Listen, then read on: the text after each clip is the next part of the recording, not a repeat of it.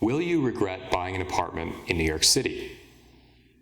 This is something not a lot of people think about, but we have a lot of thoughts on this topic. My name is Nick. I am with Houseit. We are the largest reduced commission platform for buyers and sellers here in New York City, established in 2014. So let's get started.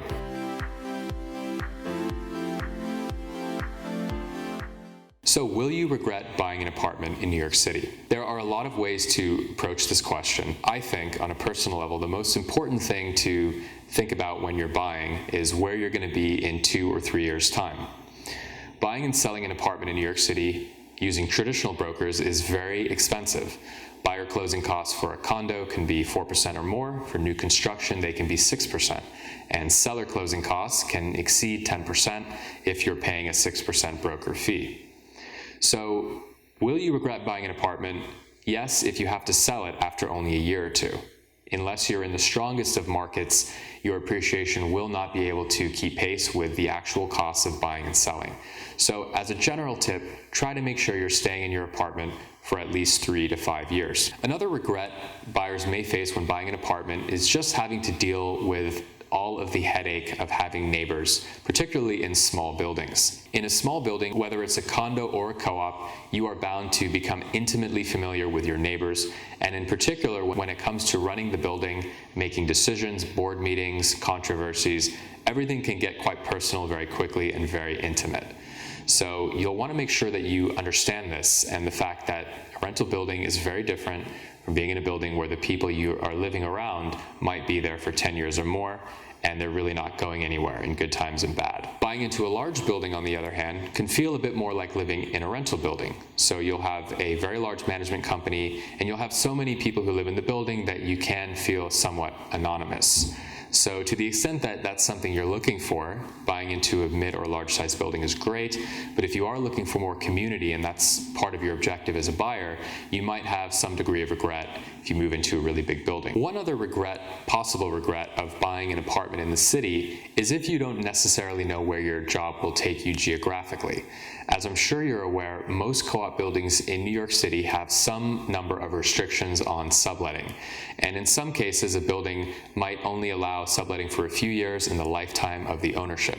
Now, this is less common in Manhattan, but it certainly is prevalent in Brooklyn and in Queens. So if you have the kind of job where you might get reassigned to London for an indefinite period of time, you might not necessarily want to just buy a co-op in particular, because if you end up staying in London, say for more than 2 or 3 years, the co-op might actually force you to keep the apartment empty without a tenant, which would cost you a lot of money, or of course you'd have to sell the apartment. And that can certainly induce a feeling of regret to some degree. Another possible regret of buying an apartment is the reality that it simply costs a lot of money to keep things well maintained. If you've lived in a rental building in New York City since you moved here or for a number of years, you'll know that as a renter, you basically don't have to ever open your checkbook and pay for anything. So as a renter, yes, you might have paid for a light bulb, you might have gone to Home Depot, had a bit of fun, bought a can of paint, and out of fun just painted your living room.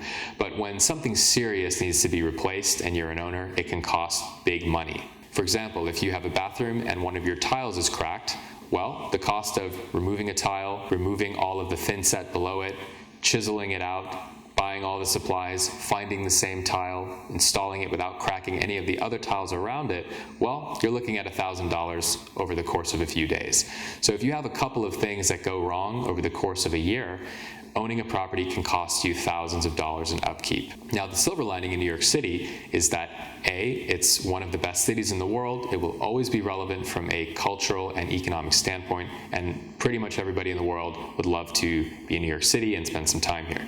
So you own an asset that will invariably appreciate at a healthy rate over time. The other possible regret or buyer's remorse of buying a property in New York City is simply the time and mental energy you may have to dedicate to your home, particularly if you've bought a fixer-upper or if you're in a building that really needs a lot of work, or it's self-managed, or if it's just a small building where the owners need to really get involved. Going back to our previous example, even if you just need a tile replaced in your apartment, sure, money is one thing, $1,000, drop in the bucket if you live here and you have a good job. However, the real issue there is managing that project and dealing with construction in your own apartment.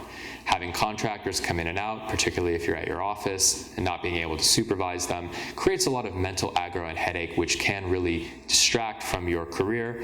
If you are quite sensitive to distractions in your home, it really can antagonize you mentally. But at the end of the day, if you do plan on living in New York City for 5 or more years, and you're tired of renting, buying can be a great way to build equity over time.